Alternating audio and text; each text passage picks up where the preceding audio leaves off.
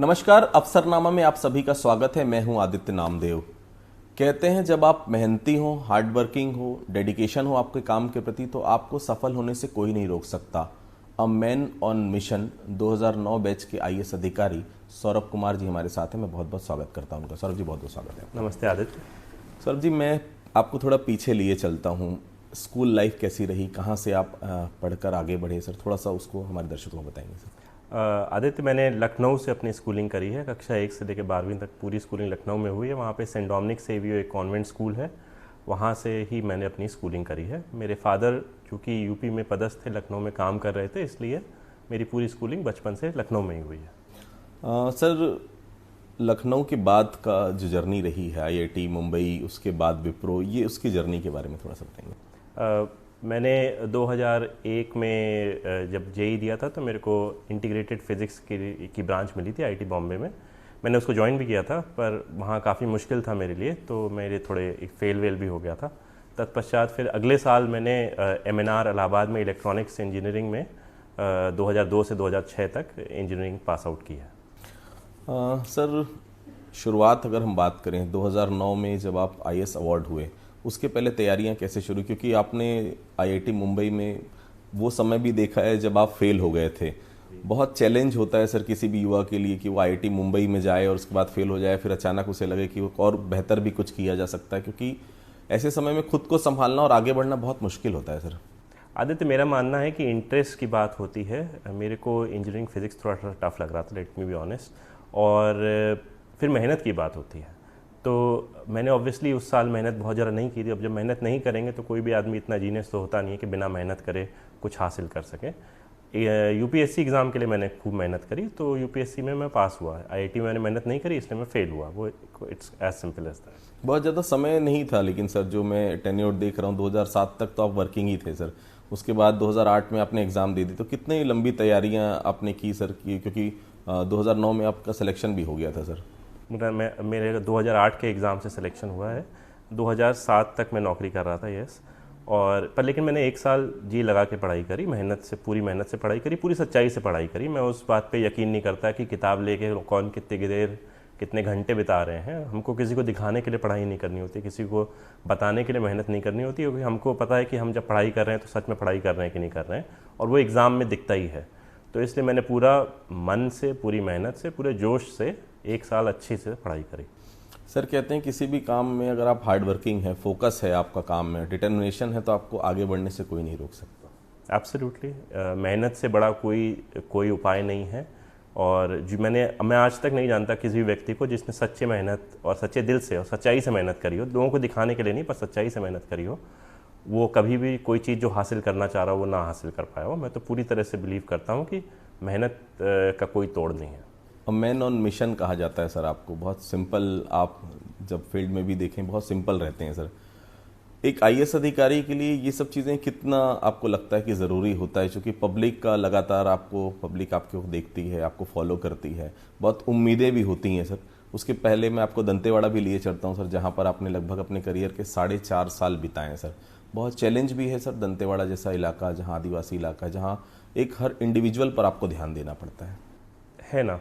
क्योंकि लोग हमारे पास, एक आईएएस अधिकारी के पास या इवन सरकार के पास, स्थानीय प्रशासन के पास बहुत उम्मीद से आते हैं, तो हमको ये दिमाग में रखना है कि हम उनकी उम्मीदों पे किस तरह से खरे उतरें। हम हर किसी के लिए हर चीज़ नहीं कर सकते, वो कोई नहीं कर सकता, पर क्या मैं शांति से बैठ के सामने वाले की समस्या सुन सकता हूँ, और क्या मैं उसको ये दिलासा दिला सकता हूँ, ये आश्वासन दे सकता हूँ, और उसके मन में क्या ये कॉन्फिडेंस आएगा कि मैं जो भरपूर कोशिश हो सकती है उसके भले के लिए, उसके समाज के भले के लिए, उसके एरिया के भले के लिए मैं वो करूँगा एज एन आईएएस ऑफिसर। तो मेरा मानना है यही सबसे बड़ा चैलेंज है। ये चैलेंज रायपुर में भी होता है, ये चैलेंज दंतेवाड़ा में भी होता है, ये चैलेंज देश के हर कोने में और हर पद पे हर व्यक्ति के लिए होता है। तो दंतेवाड़ा में थोड़ी अलग, बिकॉज दंतेवाड़ा में अवेयरनेस थोड़ी कम है। कई बार हम सरकार की तरफ से चीज़ों को करते हैं, पर उसका ऑफ टेक जनता के बीच में उतना ज़्यादा नहीं हो पाता। तो हमको ना सिर्फ मान लीजिए सड़क बना ली, पर उस सड़क पर रहने वाले लोगों को जागरूक करना कि अब इस सड़क का उपयोग आप अस्पताल के लिए, स्कूल के लिए करिए। तो वहाँ पे किसी व्यक्ति को, किसी एंटरप्रेन्योर का हाथ पकड़ के उसको टाटा मैजिक दिलाना कि हाँ भाई अब ये नई सड़क बनी है जिस पे कोई तो गाड़ी चले, तो टाटा मैजिक तुम खरीदो, हम तुम्हारा बैंक से लोन कराते हैं। तो अलग अलग परिस्थितियाँ होती हैं माहौल के हिसाब से। दंतेवाड़ा में अलग माहौल है, अलग परिस्थितियाँ हैं, रायपुर में अलग हैं। मेरा मानना है सभी अधिकारी अपने माहौल के हिसाब से बेस्ट काम करने की कोशिश करते हैं। रायपुर और दंतेवाड़ा का कंपैरिजन इसीलिए किया जा सकता है क्योंकि दोनों बहुत अलग अलग जॉब्स हैं सर। बहुत चैलेंज है दंतेवाड़ा में। रायपुर में पूरी सरकार है, पूरी मशीनरी है, लोग जागरूक हैं। वो इलाका जहां लोग प्रशासन से बातचीत करने में घबराते हैं, प्रशासन क्या जवाब देगा वो आपका सामंजस्य उनसे बैठाने में को काफ़ी लंबा समय लगता है। एसडीएम भी आप वहाँ रहे, कलेक्टर भी वहाँ पर रहे आप, कैसा अनुभव रहा दंतेवाड़ा में सर? मेरा मानना है लोग सब जगह अच्छे होते हैं, हर व्यक्ति चाहता है कि उसके क्षेत्र का विकास हो। अवेयरनेस रायपुर में ऑब्वियसली ज़्यादा है। हम अगर सर्विस नहीं कोई डिलीवर कर पाते हैं, लोग ज़्यादा जल्दी हमको आके बताते हैं, देखिए साहब ये गलत हो रहा है, इसको ठीक करिए, या फिर ये नहीं हो पा रहा है, इसको ठीक करिए। दंतेवाड़ा में वो होने में ज़्यादा समय लग जाएगा, पर अधिकारी के वर्किंग स्टाइल भी उसके हिसाब से बदलता है। दंतेवाड़ा में आप खुद या फिर किसी भी बस्तर के क्षेत्र में आप खुद स्वयं जाके देखते हैं कि हाँ जो काम हो रहा है उससे जो संबंधित क्षेत्र की जनता है उनको और क्या क्या, इस काम होने से और क्या क्या किया जा सकता है, इसके साइड इफेक्ट क्या होंगे, इसके पॉजिटिव इफेक्ट क्या होंगे। पॉजिटिव इफेक्ट करने के लिए वो स्वयं सक्षम है कि उनकी और मदद करनी पड़ेगी, ट्रेनिंग करानी पड़ेगी या कुछ और चीज़ करनी पड़ेगी। तो वो परिवेश का अंतर है। पर मेरा मानना है रायपुर भी उतना ही चैलेंजिंग है, बिकॉज रायपुर में जनसंख्या बहुत ज़्यादा है, घनत्व बहुत ज़्यादा है। पब्लिक सर्विस डिलीवरी रायपुर में भी एक चैलेंज है, और जो रायपुर में अधिकारी काम कर रहे हैं, बीट जो भी नगर निगम कमिश्नर हैं, वो भी अपना काम काफ़ी चैलेंजेस के बीच में कर रहे हैं। दंतेवाड़ा कलेक्टर जब आप रहे तो वो एक स्वर्णिम काल माना जाता है। लोगों से बात करो तो दंतेवाड़ा कलेक्टर आप जब थे तब काफ़ी आपके कामों को याद किया जाता है। मैं उस काम पर वापस आता हूँ, lunch with the collector, evening with the collector, ये क्या कंसेप्ट था सर वहाँ के छात्रों के लिए? दंतेवाड़ा में हमने देखा, मैं न सिर्फ मैंने बल्कि मेरी जो पूरी टीम है अधिकारियों की, उन्होंने देखा कि जो 9वीं 10वीं 11वीं 12वीं के बच्चे हैं उनसे संवाद स्थापित करना बहुत ही आवश्यक था। विशेषकर उनको साइंस एजुकेशन की तरफ प्रेरित करना, उनको ये भरोसा दिलाना कि सरकार और प्रशासन आपके साथ है, आप ही के लिए है। इस एरिया में जो सड़क बन रही हैं, जो हॉस्टल बन रहे हैं, जो अस्पताल बन रहे हैं, ये आप ही के लिए बन रहे हैं। तो उसके लिए जो यंग जनरेशन होता है उनसे डायलॉग स्थापित करना बहुत ज़रूरी था। उसमें ये देखा कि बैठ के बात करेंगे, मीटिंग लेंगे तो बहुत ऑफिशियल हो जाता है।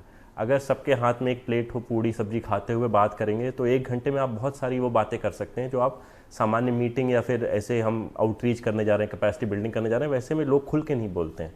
तो एक प्लान बनाया है जिसमें जितने भी स्कूल हैं, हायर सेकेंडरी स्कूल जो बहुत ज़्यादा नहीं है, दंतेवाड़ा में करीब 50-60 हायर सेकेंडरी स्कूल हैं, उनके बच्चों को हम बुलाते थे सप्ताह में 1 दिन, उनके साथ बैठ के खाना खाते थे। उनको जो कॉम्पिटिटिव एग्ज़ाम्स की बुक हैं वो भी उनको देते थे, और उनसे जो उनके क्षेत्र की समस्या हैं या फिर उनके स्कूल की जो समस्या हैं वो भी जानते थे। और आगे उनके मन में बहुत जिज्ञासा होती है, एक 10वीं 11वीं 12वीं के बच्चे के मन में जिज्ञासा होती हैं कि आगे वो क्या करेगा, बीएससी करना चाहेगा, बीए करना चाहेगा, तो उसमें उनके डाउट्स भी क्लियर करते थे। कहते हैं सर एक बच्चे के आगे बढ़ने में उसका पिता का बहुत बड़ा हाथ होता है। आपके पिताजी भी जो हैं 74 बैच के आईपीएस अधिकारी, उनके बारे में थोड़ा सा बताएंगे सर? मेरे पिताजी 74 बैच आईपीएस अधिकारी थे। वो यूपी काडर से थे और वो 2007 में एक्सपायर हो गए थे, पर उन्होंने पूरी ज़िंदगी बहुत ही अच्छी तरह से मेरे को मार्गदर्शन दिया है, गाइडेंस दिया है। थोड़ी स्ट्रिक्टनेस भी दिखाई थी पढ़ाई को लेकर, पर उन्होंने हमेशा ये बताया था कि बेटा जब पढ़ाई का टाइम आएगा तो, जब मेहनत का टाइम आएगा तो पूरी मेहनत करना। तो इसी वजह से मैं कक्षा 1 से लेकर 9वीं तक मेरे नंबर बहुत अच्छे नहीं थे, पर 10वीं में जब बोर्ड आया तो उन्होंने बोला भाई बेटा अब ये नंबर ज़िंदगी भर तुम्हारे साथ रहेंगे, तो इसलिए 10वीं मेहनत करी। फिर 11वीं में फिर कम नंबर आए, 12वीं में फिर उन्होंने बोला बेटा फिर से बोर्ड आ रहा है, IIT वाईटी कुछ ना कुछ निकाल लो। तो उनके मार्गदर्शन में बहुत अच्छा पढ़ने का मौका मिला। हमेशा एक गाइडिंग फोर्स थे, हेल्पिंग हैंड थे, और कभी ज़्यादा प्रेशर नहीं रखते थे कि ऐसा नहीं कि हर दिन सुबह उठो और शाम तक पढ़ाई करो। उनका ये मानना ये कहना था कि जब भी आवश्यकता पड़े बेटा तब इतनी मेहनत करो कि कोई भी दूसरा व्यक्ति तुम्हारे बराबर मेहनत ना कर पाए, और जब नहीं आवश्यकता पड़े तो फिर काम जिंदगी जियो। तो उसी गाइडिंग प्रिंसिपल पे ही चलता हूँ। सर कहते हैं कि अनुशासन बहुत ज़रूरी होता है ज़िंदगी में कभी भी हमको आगे बढ़ने के लिए। अब चूँकि पिता आईपीएस अधिकारी, तो निश्चित तौर पर अनुशासन बहुत होता होगा घर में। वो अनुशासन का कितना फ़ायदा मिलता हुआ आज तक आप देख रहे हैं आपको सर? ऐसा नहीं है कि पिताजी आईपीएस ऑफिसर है तो घर के अंदर बहुत अनुशासन रहता है। एक पिता जब वापस घर आ जाता है तो वो एक पिता ही रहता है, और घर में वही भाई बहन माँ और जैसा परिवेश सामान्य घर में रहता है वैसा ही रहता है।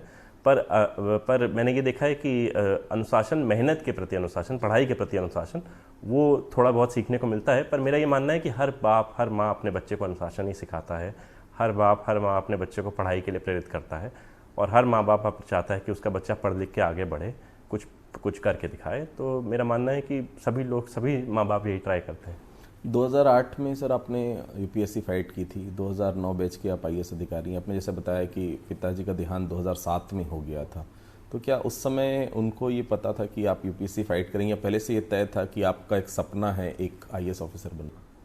नहीं, मेरे पिताजी 2007 में एक्सपायर हुए थे। उस समय मैं विप्रो में काम कर रहा था, तब उनको ये आइडिया नहीं था। उसके बाद मैं विप्रो में 4 महीने काम किया हूँ, तब मेरे को लगा कि मैं और भी कुछ कर सकता हूँ। उस पिताजी एक्सपायर होने के 1 माह बाद ही मैंने ये निर्णय लिया कि मैं वो नौकरी छोड़ के दिल्ली जाके तैयारी करूँगा। फिर मैं करीब 10-11 महीने दिल्ली में रह के फिर मैंने 2007 से 8 तक तैयारी करी। जब विप्रो में आप काम कर रहे थे सर, पैकेज बहुत अच्छा होता है प्राइवेट कंपनीज़ की अगर हम बात करें, और वर्क एनवायरनमेंट के अलावा बाकी चीज़ें भी होती हैं जिसमें आपको पूरा मन लगाकर काम करना पड़ता है। उस समय आईएएस की तैयारी करना काफ़ी मुश्किल होता है, तो क्या उस समय मन में ये आ गई थी ये बात कि विप्रो से बेहतर है कि मैं यूपीएससी फाइट करूं? देखिए, कोई भी कार्य करते हुए, कोई भी काम वर्क करते हुए तो आईएएस की तैयारी करना मेरे लिए, मेरे हिसाब से थोड़ा मुश्किल होगा। तो मैंने इसीलिए उसको छोड़ा, नौकरी को छोड़ा मैंने पूर्णकालिक। बिकॉज जैसे मैंने बताया कि जब कोई चीज़ करने का निर्णय ले लें तो उसमें पूरी मेहनत लगा दें। उसको हाफ हार्टेड 50% 80% एफर्ट देने से कोई फ़ायदा नहीं है, क्योंकि हर इतना टफ कंपटीशन होगा कि अगर आप 2% भी कम एफर्ट देंगे तो आप फेल होते रहेंगे। तो इसलिए मैंने उस नौकरी को छोड़ के ये निर्णय लिया कि क्योंकि मैंने 2 नए सब्जेक्ट भी उठा रहा था, ज्योग्राफी और एंथ्रोपोलॉजी, कि दिल्ली जाके कोचिंग लेता हूँ और यूपीएससी की तैयारी करता हूँ। दंतेवाड़ा में अगर मैं जिक्र करूं सर, तो डिमोनेटाइजेशन जब हुआ था, जब नोटबंदी हुई थी, उस समय बहुत चैलेंज था, क्योंकि वो इलाका दंतेवाड़ा का जहाँ पर मोबाइल का नेटवर्क तक नहीं है, इंटरनेट की तो बहुत दूर की मैं बात करूँ, बात भी करना रहता तो बहुत तकलीफ़ों का सामना करना पड़ता है। उस इलाकों को मैंने बहुत नज़दीक से देखा है सर। उस समय डिमोनेटाइजेशन के समय किस तरह से वहाँ पालनार का जो एक विलेज है उसके लिए आपको पीएम अवार्ड भी मिला था सर, क्या तैयारियाँ थी उस समय, क्योंकि वो भी एक बड़ा चैलेंज था उस इलाके के लिए? तैयारियां तो आधे बहुत ज़्यादा नहीं थी, पर चूंकि एक दिन अचानक से नोट बंद हो गए थे, तो दंतेवाड़ा एज अ ज़िले में भी नोट की आवक होना भी एक समस्या हो रही थी, जो सभी बस्तर के ज़िलों में हो रही थी। बिकॉज करेंसी प्रिंट होकर हेलीकॉप्टर से आती थी ज़िले में। तो हमने ये निर्णय लिया कि एक ऐसा गांव जहाँ पे फाइबर कहीं आसपास हो। अच्छी बात ये थी, वहाँ से एसआर का एक फाइबर जा रहा था। एसआर कंपनी वहाँ माइनिंग और पाइपलाइन का काम करती है। तो उनके फाइबर से हमने वहाँ पे एक छोटा वाईफाई हॉटस्पॉट बनाया, जिसके अंतर्गत वहाँ का प्राइमरी हेल्थ सेंटर, स्कूल और बहुत ज़्यादा दुकानें हैं भी नहीं, वहाँ पे 12-13 दुकानें हैं, उनको एक नेटवर्क के अंदर लिया, वहाँ पे लोगों की ट्रेनिंग करी। और फिर चूँकि नोट आते आते तक बहुत समय लग गया था, इसलिए बीच में उनकी ट्रेनिंग करके उनको आपस में ट्रांजैक्शन सिखाए थे। उसी का जो इनिशिएटिव था, उसके लिए प्राइम मिनिस्टर अवार्ड मिला था। ई गवर्नेंस अवार्ड भी 2 आपको मिले हैं सर, उसके बारे में बताएंगे सर? एक ई गवर्नेंस अवार्ड मिला था 2016 में, चिप्स में जब मैं था, तो जीआईएस जो हमारी भू नक्शा डिजिटाइजेशन हुआ है वो सब उस प्रणाली के लिए मिला था। और 2018 में दंतेवाड़ा में एक कार्य किया था, जिसमें स्कूल के बच्चों का लर्निंग लेवल हम एग्ज़ाम लेते थे, जज करते थे, उसकी ऑनलाइन बच्चे की फ़ोटो के साथ एंट्री करते थे, और फिर हर 3 महीने में जब जो टीचर पढ़ा रहा है उसका एग्ज़ाम लिया जाता था, और फिर उसका ग्रेड ट्रैक किया जाता था कि उसका जो लर्निंग आउटकम है, बीट इंग्लिश मैथ्स, वो ऊपर जा रहा है कि नीचे जा रहा है, बच्चेवार विद फ़ोटो। तो उस काम के लिए 2018 में भी ई गवर्नेंस अवार्ड मिला था। कोविड के समय हमने देखा है सर, चूँकि अब सब जगह हम देख रहे हैं कि अब जाके स्कूल में पढ़ाई नहीं हो पाती, मोबाइल के जरिए पढ़ाई हो रही, बहुत अलग अलग तरीके, लेकिन आज भी आदिवासी इलाकों में वो फैसिलिटीज़ नहीं हैं। उन बच्चों को आगे बढ़ाने के लिए क्या किया जाना चाहिए सर?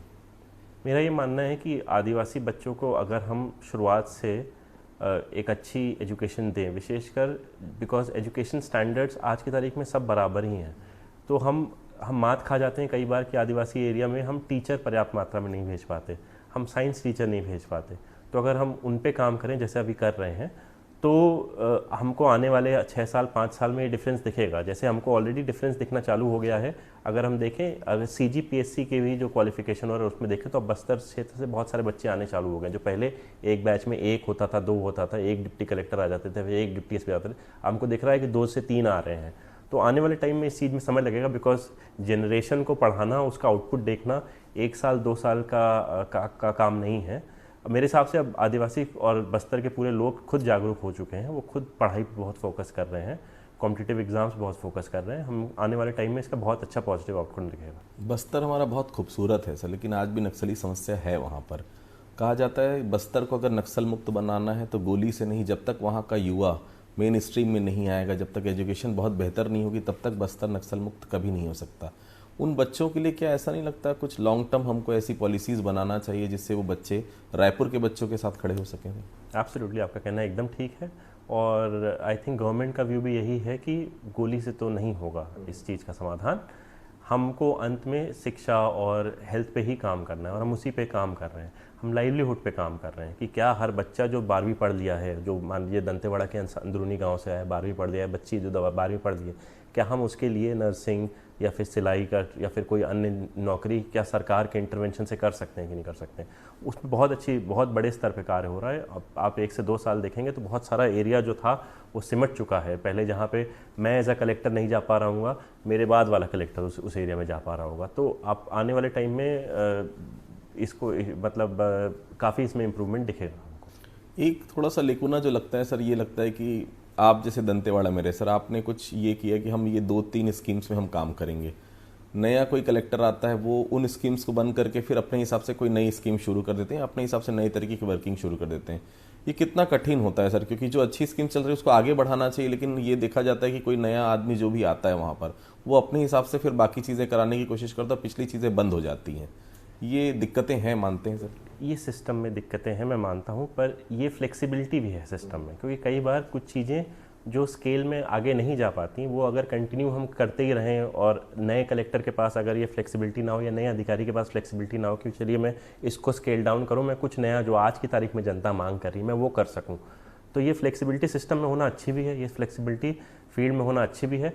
और कुछ चीज़ें हैं जो अच्छे काम करती हैं वो कंटिन्यू करती हैं, सिलाई मशीन कंटिन्यू कर रही हैं, कुछ चीज़ें नहीं कंटिन्यू कर रही हैं, तो उनका भी टाइम आएगा, वो भी कंटिन्यू करेंगी। जब जिस चीज़ का इकोसिस्टम होता है तब वो चीज़ और वो ग्राउंड से ही मांग आती है, वो लोगों की ही मांग आती है, वहाँ के रहने वाले लोगों की मांग आती है कि हमें ये चीज़ चल रही है, हमें ये और बड़ा करके दीजिए, या फिर ये चीज़ चल रही है, ये स्केल नहीं पे जाएगी, इसको थोड़ा बंद करिए। तो ये अधिकार तो कायदे से हर कलेक्टर के पास होना चाहिए। यही तो फ्लेक्सिबिलिटी है, जो अगर चली जाएगी तो फिर सिस्टम पूरा एक रूपता हो जाएगा। जैसा रायपुर में स्कीम चल रही है वही बस्तर में भी चलेगी, वही कोंडागांव में भी चलेगी। बस्तर, कोंडागांव, दंतेवाड़ा, सुकमा, वहाँ के लोगों के हिसाब से, वहाँ की मांग के हिसाब से स्कीम चलनी चाहिए, स्कीम बननी चाहिए। और वो अधिकार लोगों का होना चाहिए जो अपने कलेक्टर के पास जाके बैठ सकें और एरिया की मांग के हिसाब, मार्केट में क्या बिकेगा उसकी डिमांड के हिसाब से स्कीम लॉन्च की जा सके। अब दंतेवाड़ा से मैं आपको सर रायपुर की तरफ लेकर आता हूँ। रायपुर नगर निगम कमिश्नर भी आप रहे हैं सर। चैलेंज काफ़ी था, चूँकि स्वच्छता रैंकिंग में हम काफ़ी पिछड़े हुए थे, काफ़ी काम भी हुआ, स्वच्छता रैंकिंग में हम 5वें स्थान पर हैं। वो किस तरह से देखते हैं अपने रायपुर के नगर निगम कमिश्नर टेन्योर को आपसे? रायपुर का म्यूनिसिपल टेन्योर मेरा आधा तो कोविड में ही निकल गया, तो सफाई से ज़्यादा तो बिस्तर, ऑक्सीजन, ये सब चीज़ों में काम करना की आवश्यकता पड़ी। पर जो जैसा बताया कि जो इकोसिस्टम की मांग होती है हमको काम वही करना होता है। सफाई में हमने काम किया जो हमारे हिसाब से अच्छा था, तो उसको गवर्नमेंट ऑफ इंडिया की टीम ने भी आके एवेल्युएशन किया और रैंक 5th आई। हमको अब इसको आगे ले जाना होगा तो हमको समाज को बहुत ही अच्छे उससे जोड़ना पड़ेगा, बिकॉज इतने सफाई कर्मी नहीं है कि हर आदमी कूड़ा फैलाता रहे और निगम पीछे पीछे सफाई करता रहे। अगर हम रेजिडेंट वेलफेयर एसोसिएशन को या फिर जो NGOs हैं जो सफाई के लिए जागरूक हैं, ग्रीन आर्मी हो या कोई भी कुछ फ़र्ज़ हमारा भी ऐसे जो NGOs हैं, इनको जोड़ें तो ज़्यादा बेटर होगा, ताकि हमारे को मल्टीप्लायर, हमको और हाथ मिल जाएंगे वो काम करने के लिए, लोगों के बीच में जागरूकता फैलाने के लिए भी और मुंह मिल जाएंगे। तो अभी आने वाले समय में ये चैलेंज होगा, 5वीं रैंक से ऊपर जाना एक बहुत बड़ी चैलेंज होगा, बिकॉज नंबर 1, 2, 3, 4 शहर जो हैं, इंदौर, विजयवाड़ा, ये सब काफ़ी आगे, मैसूर, ये सब इन चीज़ों में काफ़ी स्ट्रॉन्ग हैं। तो हमको अब लोगों को जोड़ने की आवश्यकता। सर चैलेंज तो है भी, क्योंकि रैंकिंग नीचे भी जा सकती है, उसको मेंटेन करना भी बड़ा चैलेंज है। जी, रैंकिंग नीचे भी जा सकती है, आप एकदम ठीक बोल रहे हैं, मेंटेन करना भी एक बहुत बड़ा चैलेंज है। पर मुझे पूरा भरोसा है शहर की जनता को हम जोड़ेंगे। एक बार शहर की जनता का मिशन बन गया तो फिर तो निगम और उसकी आवश्यकता ही नहीं पड़ती। एक बार जनता का मिशन बन जाता है तो फिर जनता, जैसे इंदौर में अगर हम देखेंगे तो लोगों के बीच में स्वयं से वो प्राइड है, वो ईगो है कि हमारा शहर सबसे साफ है। जैसे जैसे हम रायपुर में भी ये अवेयरनेस बढ़ाएंगे तो कूड़ा रोड पे आना बंद हो जाएगा। जब कूड़ा रोड पे आना बंद हो जाता है तो निगम को झाड़ू लगाना भी थोड़ा कम आवश्यकता पड़ती है, तो हम और रैंकिंग में ऊपर आ जाते हैं। सर ये हो रहा है, लेकिन अभी काफ़ी कुछ किए जाने की ज़रूरत भी महसूस की जा रही है। लोगों में अवेयरनेस की भी कमी है। सर लोग अपना घर तो साफ रखते हैं लेकिन रोड में कचरा फैलाते हैं। मल्टी लेवल पार्किंग्स आपने बहुत सारी बनाई है सर, लेकिन अभी भी वो अवेयरनेस नहीं है कि लोग वहाँ जाकर गाड़ी खड़ा करें। अभी भी लोग सड़क पर ही पार्क करते हैं। ट्रैफिक की स्थिति बहुत ख़राब हो रही है रायपुर में। क्या इसके लिए कोई प्लान है आगे के लिए? आपका कहना एकदम ठीक है। ट्रैफिक रायपुर में एक बड़ी समस्या बन गया है। हमको न सिर्फ जहाँ जहाँ पे ट्रैफिक जंक्शन लग रहे हैं, जहाँ जहाँ पे ब्लाइंड स्पॉट बने हुए हैं, जहाँ जहाँ पे ट्रैफिक नॉर्मली जाम होता है, हर लाल बत्ती पे जाम होता है, उन एरियाज़ पे काम करना है। हमको पार्किंग व्यवस्था पे भी काम करना है। बहुत जल्दी हम नए पार्किंग स्पॉट भी आइडेंटिफाई करेंगे जहाँ पर मल्टी लेवल पार्किंग का निर्माण किया जा सके। इवन जहाँ पे मल्टी लेवल पार्किंग निर्माण कर लिया है वहाँ मल्टी लेवल पार्किंग के अंदर गाड़ी घुसाना भी एक समस्या है। हमारे अभी भी देखते हैं कलेक्ट्रेट के सामने गाड़ियाँ रोड पे खड़ी रहती हैं, हमको पुलिस की सहायता लेनी पड़ती है। पर चूंकि ये पहली बार हो रहा है तो थोड़ा समय लगता है। हम पहले जो 1-2 दिन लॉन्च करे थे मल्टी लेवल पार्किंग पूरी खाली थी, सारी गाड़ियाँ सड़क पे थी। पर आज की तारीख में 5% गाड़ियाँ सड़क पे हैं, 95% मल्टी लेवल पार्किंग के अंदर है। मेरा मानना है महीने भर बाद हमको पुलिस की आवश्यकता भी नहीं पड़ेगी, लोग सीधे मल्टी लेवल पार्किंग ही जाएंगे। तो ऐसे समय लगता है लोगों को, बिकॉज जोड़ना पड़ता है, लोगों को समझाना पड़ता है, थोड़ा सा फाइन भी काटना पड़ता है, पर वो सब करेंगे बिकॉज ट्रैफिक रायपुर में एक समस्या है जिसको समाधान करना बहुत ही आवश्यक है। रायपुर नगर निगम कमिश्नर भी आप रहे सर, अब रायपुर कलेक्टर भी आप हैं।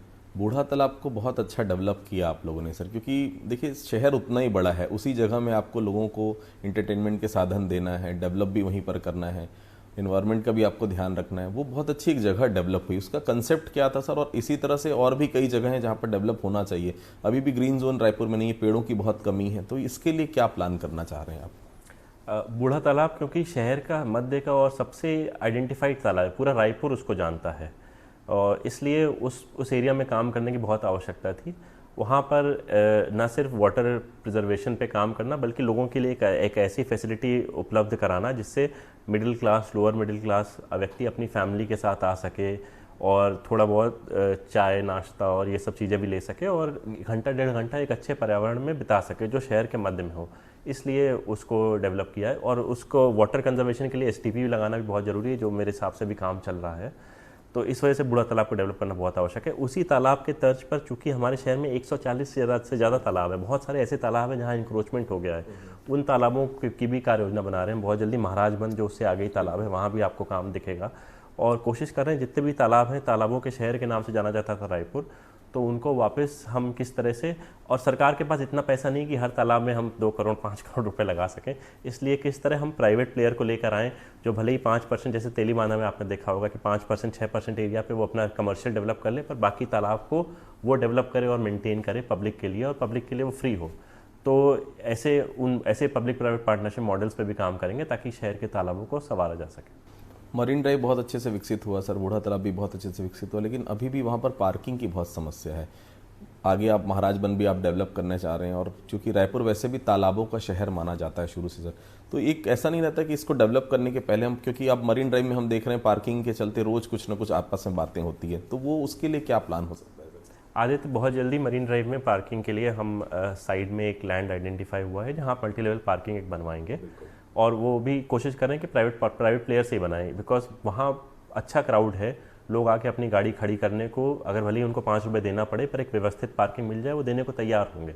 उसके लिए प्राइवेट प्लेयर भी आने को तैयार होंगे, तो हम जगह आइडेंटिफाई करके दे रहे हैं ताकि जो मरीन ड्राइव का अपना एक बहुत बड़ा प्रेशर हो गया, ना सिर्फ तेलीबांधा तालाब की वजह से बल्कि जो सामने वेंडिंग जोन बना हुआ है जहाँ पे आप मोमो से लेके एवरीथिंग खा सकते हैं, उसकी वजह से भी। तो वो पूरा रोड का प्रेशर प्लस तालाब का प्रेशर सामने सिर्फ जितनी मुश्किल से 50 गाड़ियाँ खड़ी हो सकती हैं उस पर आ जाता है।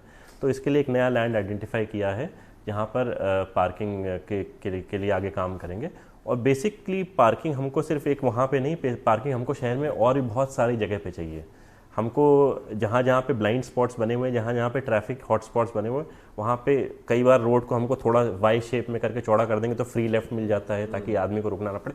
वो बहुत सारे इंटरवेंशंस की आवश्यकता है, पर इसमें टाइम लगेगा थोड़ा सा, और थोड़ा जागरूकता और थोड़ा विल पावर भी लगेगा, इसमें काम करेंगे ज़रूर। रायपुर कलेक्टर रहते हुए टेन्योर पूरा लगभग कोविड में निकल गया सर, और उस समय हमने देखा है कि एक रेमडेसिविर और बाकी चीज़ों के लिए, ऑक्सीजन सिलेंडर्स के लिए कितनी तकलीफ होती थी। उस समय के टेन्योर की कुछ ऐसी बातें जो आप बताना चाहें सर? बहुत यादगार नहीं है, वो तो बहुत ही प्रॉब्लम वाला समय था, बहुत ही दुख का समय भी था बहुत सारे लोगों के लिए। पर उस समय में हमने ये भी देखा बहुत सारे लोग हैं जो सरकार के पार्ट नहीं हैं, जो अलग किसी समाज के पार्ट होंगे। कई लोग हैं जो ऐसे ही अपनी दुकान चला रहा था, कोई व्यक्ति जूते की दुकान कोई चला रहा था, जो दुकान बंद थी उसकी 3 महीने से, वो व्यक्ति अपनी गाड़ी में पीछे खाने का पैकेट डाल के रात को निकलता था। जो डॉगीज़ हैं रोड पर, उनको खाना बांटने के लिए, जो लोग जो पेट्स हैं जिनको लोग छोड़ दिए, बहुत सारे पेट्स को लोगों ने छोड़ दिया था, तो उनको खाना। तो हमने बहुत सारी ऐसी चीज़ें देखी हैं लोगों के बीच में, जो लोगों ने अपने से आगे बढ़कर काम किया है। तो अगर मैं उस पूरे कोविड काल को याद रखना चाहूँ तो ऐसे ही लोगों के बारे में सोचना चाहूँगा जिनकी कोई आवश्यकता नहीं थी, किसी सरकार ने उनको नहीं बोला, किसी प्रशासन ने नहीं बोला कि तुम ऐसा करो। वो लोग बाहर निकले, उन्होंने देखा समाज की आवश्यकता है और these people stepped up for it and they started working for it. तो ऐसे लोगों को देख के अपना काम करने में भी उत्साह आता है अपना, और बेसिकली इंसानियत के ऊपर वापस वो विश्वास जगता है कि हर आदमी से डंडा चला के नहीं काम हो सकता। कई लोग हैं जो स्वयं से ही, अगर कोई समस्या होगी तो अच्छे लोग अपने आप उत्पन्न होते हैं समस्या का समाधान करने के लिए। बहुत सारे हमारे संस्थान हैं जिन्होंने हमको बहुत ज़्यादा सहयोग किया, खाटू श्याम मंदिर, राधा स्वामी सत्संग, सिख समाज, जिन्होंने लाखों की तादाद में पैकेट बांटे हैं खाने के आवश्यकता आने पर। तो ये सब चीज़ें देख के मैं यही पॉजिटिव चीज़ याद करना चाहता हूँ। रायपुर कलेक्टर रहते हुए अगले 1 साल में रायपुर को कहाँ देखना चाहते हैं सर? मैं रायपुर को एक सेफ अच्छे शहर के रूप में देखना चाहता हूँ। रायपुर के लोग बहुत ही अच्छे हैं। रायपुर की कुछ समस्याएं हैं, विशेषकर सबसे बड़ी समस्या है ट्रैफिक और पार्किंग। अगर हम वो जनता के लिए सॉल्व कर पाएँ तो बाकी सब चीज़ों के लिए जनता स्वयं सक्षम है। अगर हम जनता को एक अच्छी इंफ्रास्ट्रक्चर दे पाएँ, एक सेफ इन्वायरमेंट दे पाएँ जहाँ पे महिलाएं, बच्चे, बुजुर्ग सेफ फील करें, और एक गुड इंफ्रास्ट्रक्चर दे पाएँ, तो लोग स्वयं सक्षम है आगे का काम करने के लिए। आने वाले 1 साल में ट्रैफिक पे और सेफ्टी पे ही काम करना सबसे उचित होगा। चलिए सर, बहुत बहुत शुभकामनाएं आपको सर। आगे रायपुर आपके मार्गदर्शन में और बेहतर बढ़ पाए, हम सभी की यही शुभकामनाएं। तो ये थे हमारे साथ 2009 बैच के IAS अधिकारी सौरभ कुमार जी। देखिए, बहुत साफ इन्होंने कहा, जो आप गोल सेट करके रखें जीवन में, उसमें 98 या 90% नहीं, आपको 100% डेडिकेशन देना पड़ेगा। अगर आपने 100% डेडिकेशन दिया है तो सफल होने से आपको कोई नहीं रोक सकता। तो अफसरनामा में आज इतना ही। अगली बार फिर किसी अधिकारी के साथ आपसे मुलाकात कराएंगे।